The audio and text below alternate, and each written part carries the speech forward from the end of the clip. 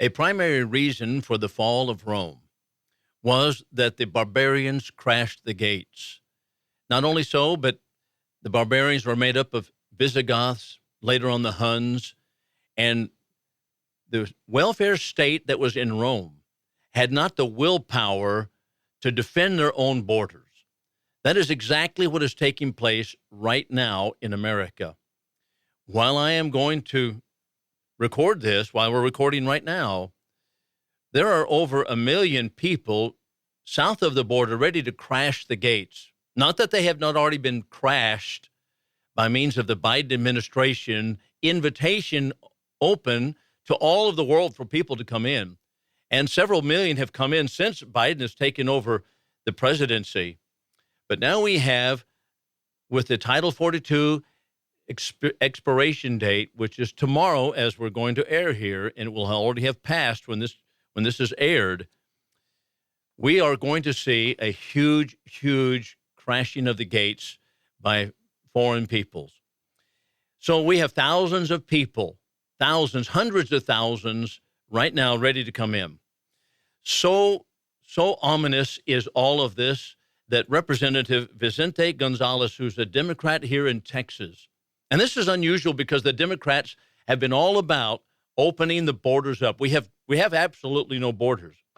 But he voiced his support for the Trump-era administration immigration policies, as reported by the Washington Examiner a couple of days ago. He said the reason is because I think that would give us an opportunity to build much more infrastructure to assure that it's a smooth transition from Title 42 to ultimately Title 8. Well, I want to say it's not about simply smooth transition and build more infrastructure. What is wrong with closing the borders completely? What is wrong with that? Why do we have to build more infrastructure to accommodate millions of people coming in? Senators Kristen Sinema, an independent from Arizona, Thomas Tillis, Republican from North Carolina, they're proposing legislation that would allow a temporary two-year authority to expel immigrants from the United States. It's almost too little too late, isn't it? Meanwhile, this is the most remarkable thing. Homeland Security Secretary Alejandro Mayorkas, representing the Biden administration, representing Joe Biden himself, continues to give Americans the big, fat lie. He said this: the border is not open, and it will not be open subsequent to May 11. Texas Governor Abbott, our own governor, called this statement a flat-out lie or total ignorance. Everybody in America knows that the border is not closed. Well, I'll say this. It's not about ignorance. They know what they're doing. They've intended to do this all the while. Another portion of the big lie in America is the stationing of the troops at the border, as if somehow we're going to say, well, troops are going to stop the invasion of our country. No, that's not going to do. They're simply going to be putting out the welcome mat. They're simply going to be processing people. And so in his kabuki theater, Mayorkas' cast of players, which is Border Patrol, the National Guard, the Customs and Border Patrol Agency, they'll expedite the movement of migrants across the closed border in a ploy to minimize unsightly border backups that might garner more bad optics or negative press. So writes FAIRUS.org. If you want to read good material on the border, go to FairUS.org. In the end, really, the story is this. Ann Coulter wrote a book in 2016. Ann Coulter, by the way, who has been banned from Fox News. She's conservative. She's a strong voice for conservatism, for America first. And her book of 2016 was Adios, America. And she could not have worded it any better. In the frontispiece of the book, she writes the following. For 40 years, people have tried to tell politicians they want less immigration, but the politicians won't listen. Every single elite group in America is aligned against the public. The media, ethnic activists, big campaign donors, Wall Street, multimillionaire farmers, and liberal churches. They all want mass immigration from third world to continue. Both political parties connive to grant illegal aliens citizenship and to bring in millions more legally. And the media hide the evidence. And so with the election of Joe Biden 2 years ago, it looks like we're putting the final nail in our own coffin. The ability to remain a sovereign country depends upon the ability to control our own borders, which means the ability to control the flow of people coming into this country. It's not that we cannot do it, but our politicians don't have the willpower to do it. And just as Ann Coulter has written, I've been talking about this issue for probably about 40 years. I remember from the 1970s, my mother, my grandmother, my aunt, all feeding me information about the open borders that we had then. And it was done by both Republicans and Democrats. And no matter how much we cried, I was in Arizona, Chandler, and no matter how much we cried about it, no matter how much we protested, no matter how many letters we wrote to the senators and the representatives, it seemed like we could never get the borders closed. We could never do that. Well, why? It's not about the inability. It's about the lack of willpower.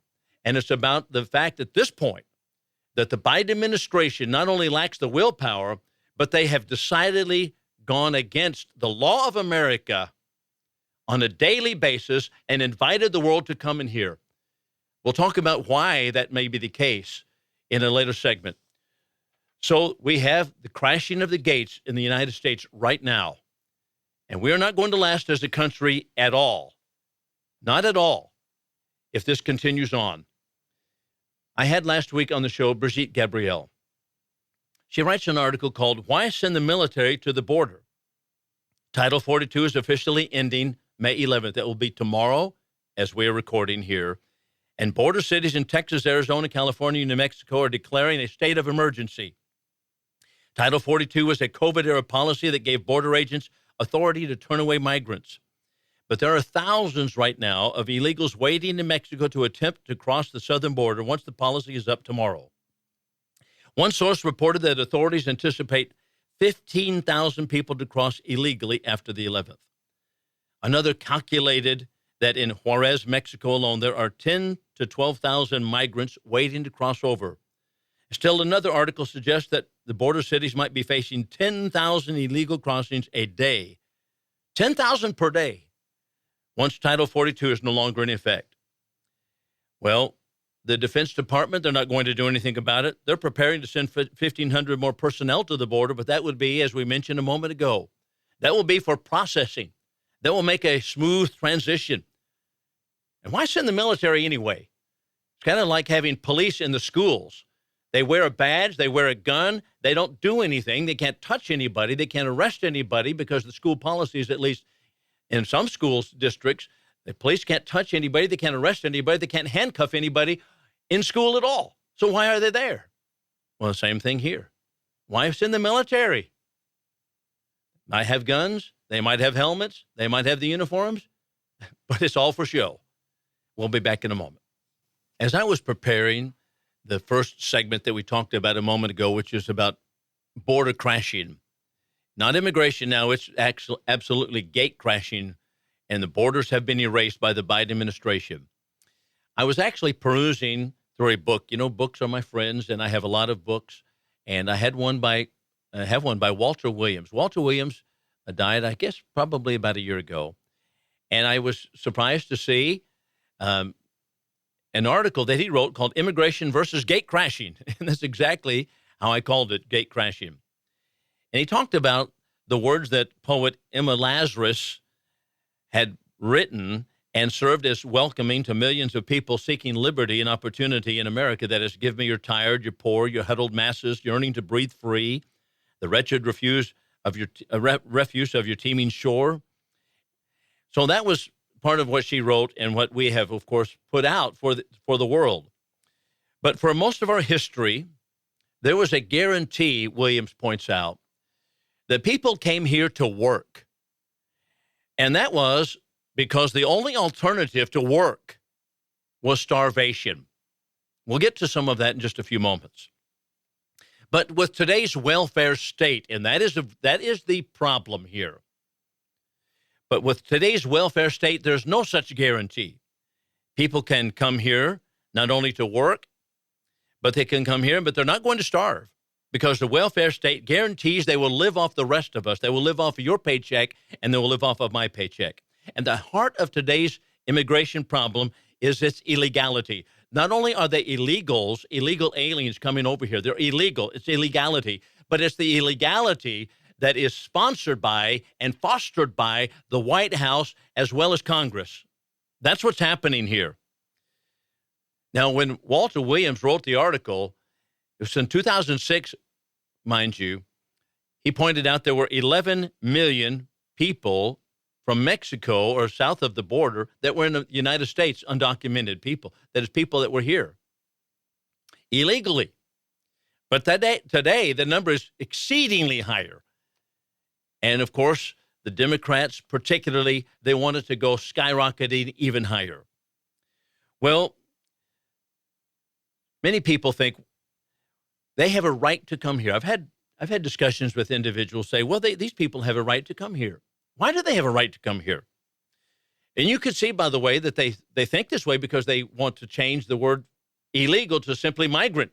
It used to be illegal immigration. Now you say, well, the migrants are coming. Migrant is a word that was coined by the United Nations to indicate that people are free-flowing movement, such as going from Texas to California. That would not be, of course, occurring today, but a better example, California to Texas, and that person is migrating. They're going from California to Texas, and we call it migration because they're citizens of the country, and you don't need papers, you don't need a passport in order to go from California to Texas. You may, if I have my way about it, build a wall along the Colorado River, but be that as it may. That's migration. But when you come from another country, that's immigration, and this is illegal immigration. So what has happened? We're seeing that the words have been changed. And no longer are you hearing from the mainstream media, which is complicit in all of this because they're silent and have been silent on all this. That is the gates being crashed on the southern border. They call it now not immigration, but migration. These are migrants. They're implying that they have a right to be here. Isn't it interesting that liberals always want to set the table and they want to change your language before anything has been shown to be the case? For example, the same thing regarding homosexuality. I've talked about this before. They want to change the language of it. And so it used to be that people would say, well, what is a person's sexual preference? They would say that. I remember that clearly in the 70s, 80s, 90s, sexual preference. But, oh, no, we don't want to call it that way because that implies that a person has a choice. And consequently, in order to brainwash the American people, because that's exactly what it is, without any scientific evidence, without scientific proof, they changed it to sexual orientation in order to get people to think along the lines that people are born that way, which, of course, is a falsehood. But they changed the language. And so also they've changed the language right here. So no longer is it immigrant, we have migrants. And they refuse, of course, to use the word illegal. They're not going to be illegal immigrants. They might be guest workers, undocumented workers. What is all this? The language indicates not only what people are thinking, but how they want you to think. And they change the language in order to get you to think that way. Isn't it interesting that the language you use actually helps craft and mold the way that you think? And that's exactly what's going on in this discussion. Another argument or another methodology that is used by people who want our gates to be crashed is that, well, you can't catch all the illegals. That would be an argument, by the way, that we saw and heard much of in the last 25 years on this discussion. We're not even talking about that any longer. We're not talking about can we catch illegal immigrants because the Biden administration, the government itself, is putting out the welcome mat for them and bringing them in and giving them a big check and giving them a free phone, giving them free food, free housing, free hospitalization, free schools at your expense, all at the taxpayer expense. So they're not talking about, well, can you catch them? No, they're coming across, and we're putting out the welcome mat for them and shaking their hands saying, welcome to America. So it's not about the question. See how things have shifted here? We're inviting them in. We're not about catching illegals anymore. So what is it about the motives? What is really the motivation? Why is it that politicians, and I like the way Ann Coulter, the first segment I quoted her, I like the way Ann Coulter said it. It's politicians, not simply the Democrats. It's a lot of Republicans. I remember George W. Bush was all about amnesty, amnesty, amnesty, erasing the borders. I warned people when Bush was even running for president. I said, don't vote for this man. He's a neocon. He's like a Liz Cheney, like you think of Liz Cheney today. He's a neocon. Well, they didn't listen. They said, well, it's better than the alternative, blah, blah, blah. Well, what are the motives? Well, the motives are, as some people put it, and I think even Walter Williams said that they want the Hispanic vote. They want the Hispanic vote, of course, guarantees, locks into place a government that is run by the Socialist Party, that is the Democrats continually in America. That's what's going on. But I'm going to say there's something else here, too. Not only do they want to guarantee that the Socialist Democrats will continue to run the country, and by the way, why Republicans would continue to do this when knowing they're not going to vote for the Republicans. Republicans are just tagging along behind the Democrats. But something else is to think about, and that is the real cause is because the leaders in power hate America. Oh, yes, they do. They hate America. We'll talk about that in the last segment. How is it that they hate America? Because America is an ideal. It's an idea. And it's an idea that they hate. It was given to us, bequeathed to us by our founding fathers via the Declaration of Independence and the Constitution.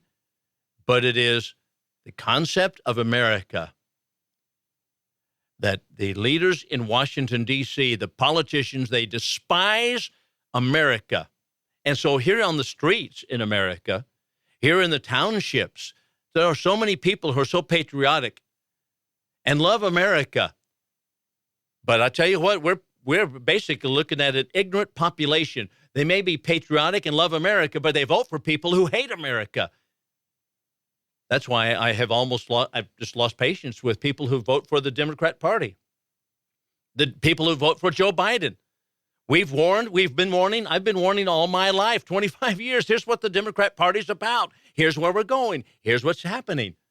But you know what? Well, we think about we want to ride with Biden, and Biden's he's a peaceable man. He's going to bring people to the middle. He's governing from the middle. I thought, so much foolishness, so much nonsense. And he's just fooled so many people. Now, we'll come back to that particular episode, or that idea, I should say, at the last segment. I want to tell you right now, however, that if you want to get the show, you can find it on Spotify. That's one app. You can also find it on Amazon Music. And those are two apps where Patriotic Pulpit can be found. And if you want to donate to the program, we still have American Liberty with Bill Lockwood website. There's a donate button there that you can donate money to the program. And our articles, I write on these topics and many more topics similar to these, and those can be found on News Talk 1290 website. So in Abilene, Lubbock, and here in Wichita Falls, the radio show airs, which is Patriotic Pulpit, News Talk 1290 website. You can find the articles that deal with this and a lot of other good materials, too, that the staff here at News Talk 1290 writes. So, all right, we'll be back in just a moment. I want to get back to immigration, but also the root cause of this problem. In the last segment, I want to talk about America and the ideals of America, because I made some pretty hard-hitting statements regarding the leaders in America actually hate our country. And that's exactly true. We'll see about that in a moment. What's the problem? What is the root cause of illegal immigration, and the root cause of why politicians continue to press and allow for illegal immigration? Why is that the case, and erase our own borders? The culprit is the unconstitutional welfare system. To take money from one pocket and give to another pocket, as the government, is an unconstitutional action. It is absolutely lawless. It is immoral. It is ungodly, and it is unconstitutional. America has been the most giving nation of all nations on the earth. It has been the most charitable country that has ever existed. I think it's kind of tiring to hear people when I get into discussions with them. They say, "Well, you don't want to help people out." You know what? You don't know anything about me. We give. I give, and I want to give through my church. I want to give individually, and we give. My wife and I give many different causes, and many of you also give to many different causes. But what happens with the liberal mind, the unconstitutional, radical, socialist mind, is they want me to give to the causes they wish. And so what they do is they inform or empower, actually, the government to take money from me and to give it to causes that they would like to give to. And that's what's exactly happening. So that's happening through the welfare system. There is no such thing as government charity. I think this is one of those lost principles of the Constitution.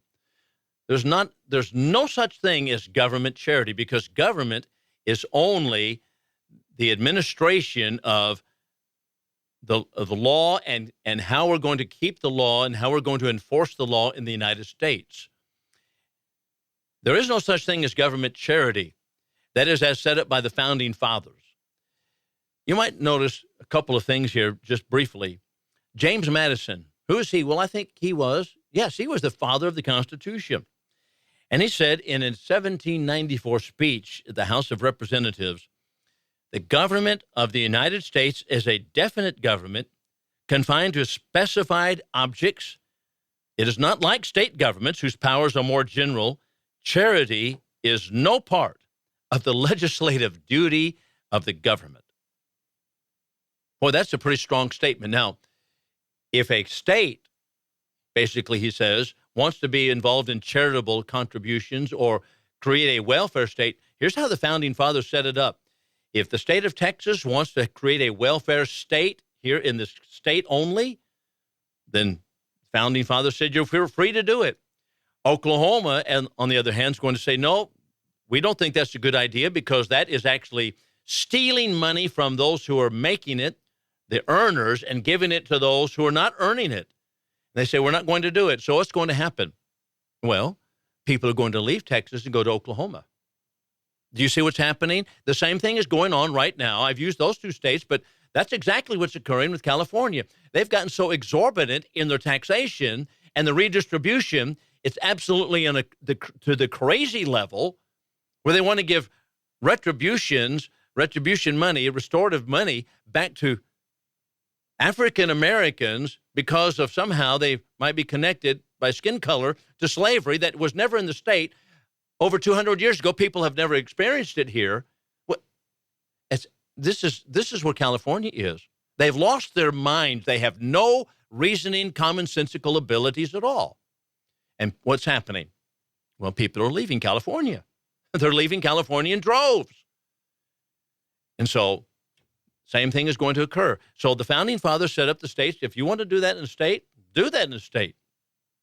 Now, regarding California, I'll say this, that it's wrong for the federal government to subsidize California's operating in the red with money that was taken from Texans, but that's exactly what they do. So California has no incentive to come back within the black. That is no incentive to rein in their unconstitutional spending. They have no incentive because, after all, the federal government is going to take from Texas and give to California.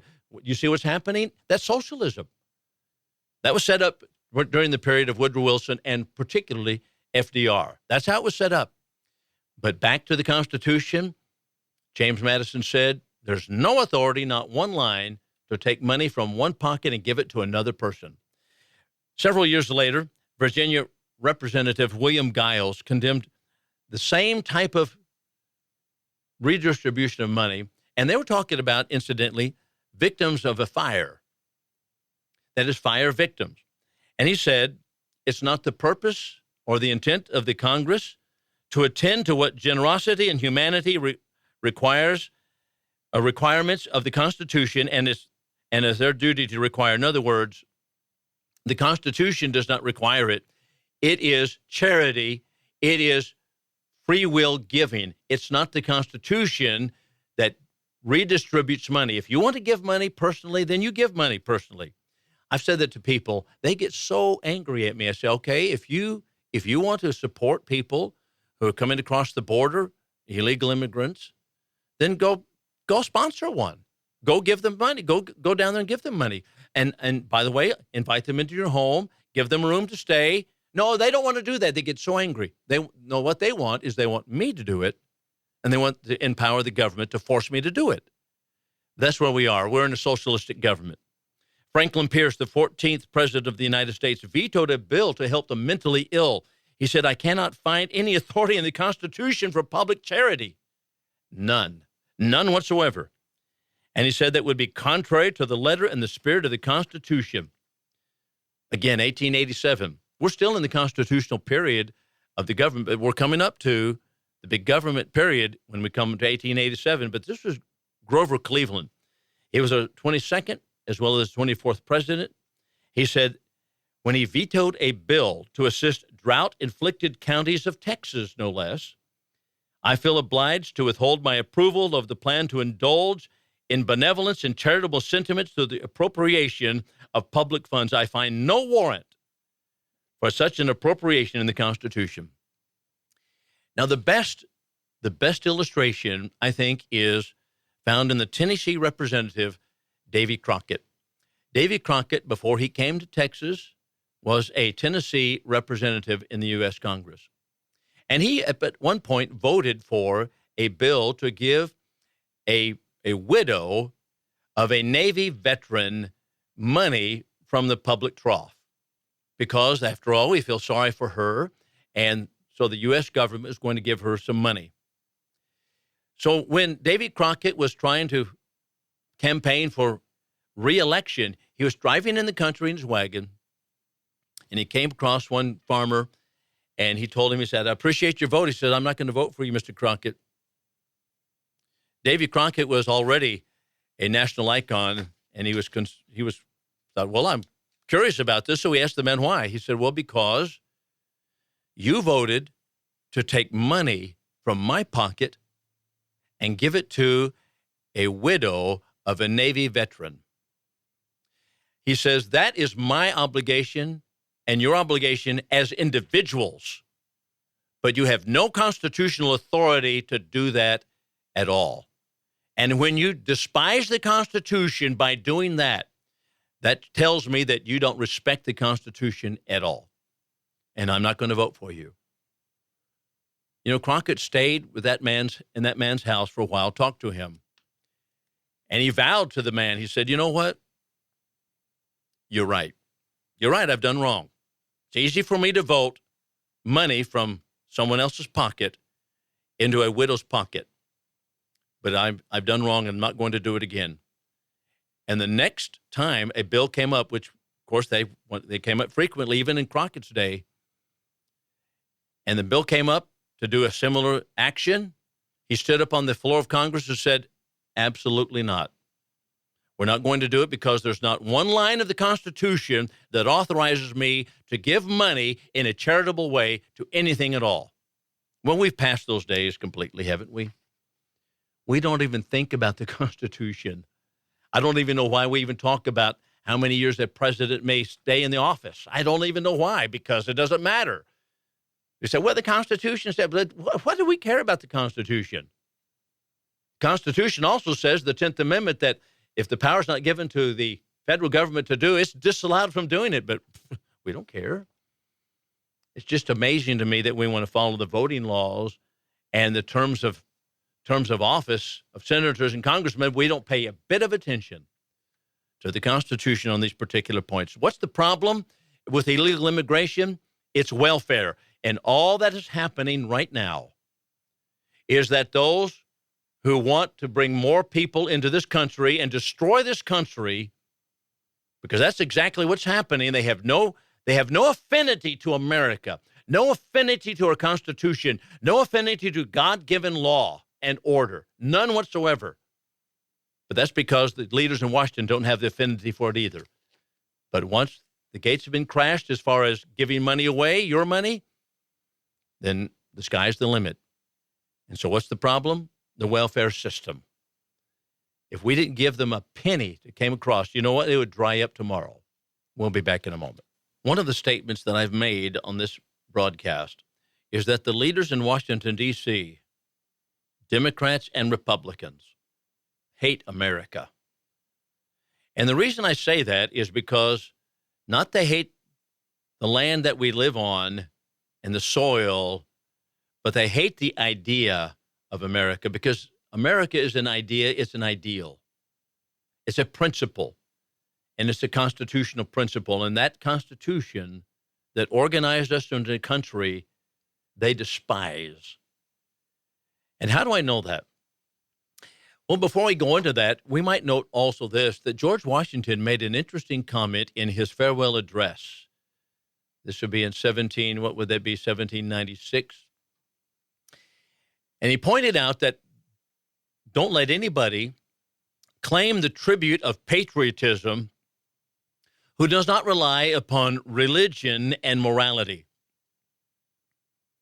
He would deny the term patriot to any person who denies, and he meant Christianity, that's how he spoke about it, religion and morality. We have a country of people who are not patriotic at all.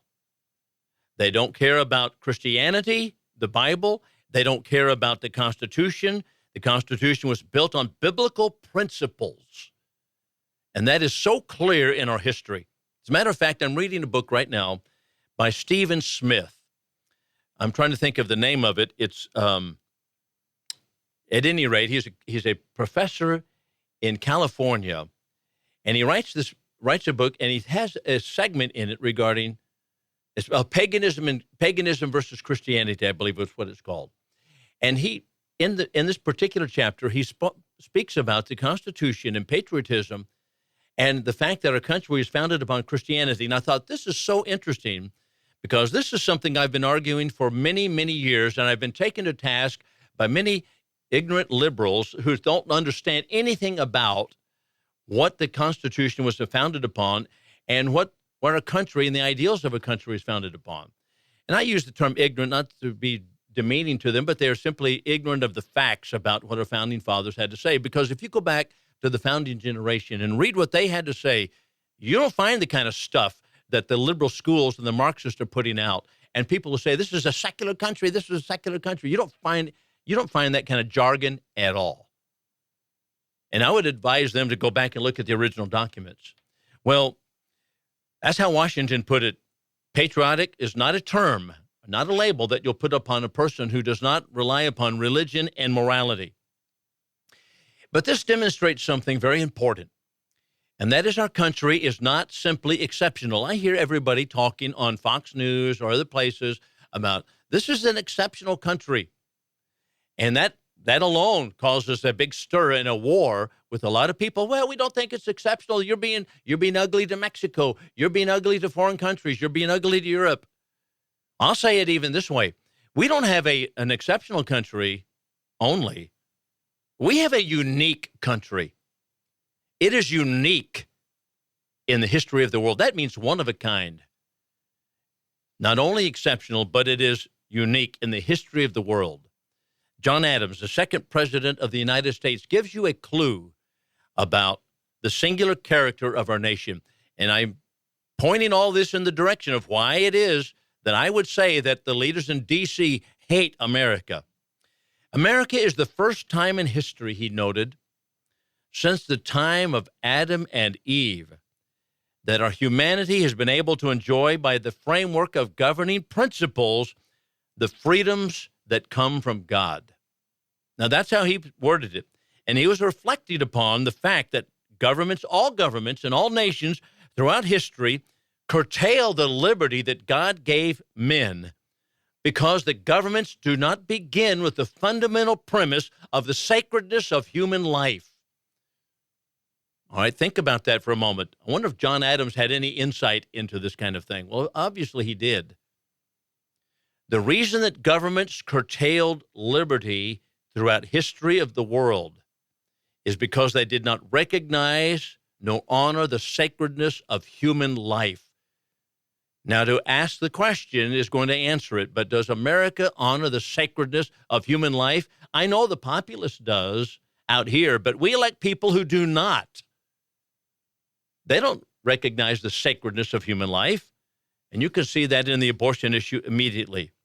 Now, more to the point, 1922, we come all the way from John Adams, second president, to 1922.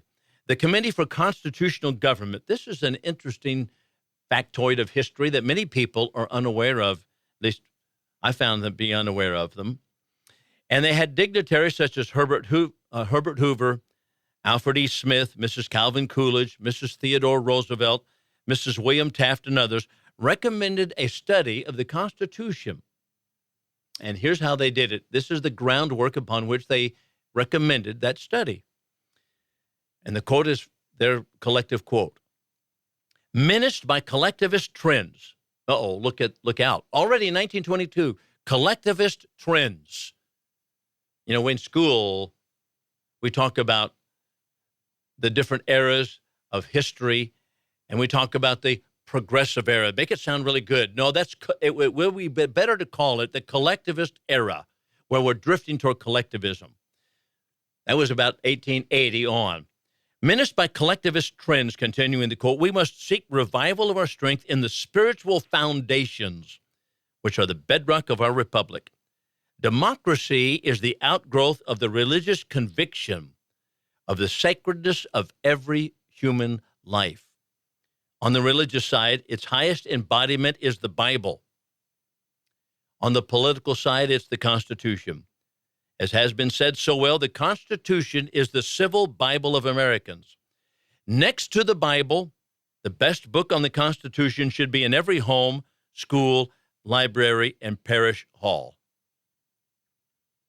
Remarkable, isn't it? That's the statement that these dignitaries spoke about regarding America. What is America? It was founded upon a spiritual ideal of the sacredness of human life. Now, why is that the foundational ideal? Because if we recognize the sacredness of human life, and incidentally, that only comes from a biblical worldview, and if we recognize the sacredness of human life, then we will curtail the government from intruding upon the rights of that human life. We will curtail the government from taking money from one person and giving it to another. We will curtail violence that is used by one person against another, and we will do so by punishment as biblical imperatives give us. That's why it's the case that sacredness of human life is really the foundational principle of all. Now, that's what America, the ideal was. To ask this question once again is to answer, do we see the sacredness of human life right now honored in America? No, we don't at all. No, we don't at all. As a matter of fact, we don't even see churches and preachers who honor the sacredness of human life, where they sponsor abortion, or they preach as if abortion is a fine thing to do, and it's a choice that people have to make, and personal choices and blah, blah, blah. No, that's what we have going on, even from pulpits. Absolutely incredible, isn't it? So our republic is the direct outgrowth of Christianity. Our republic is the direct outgrowth of Christianity. The founding generation understood this exactly so, and they knew exactly what they were doing.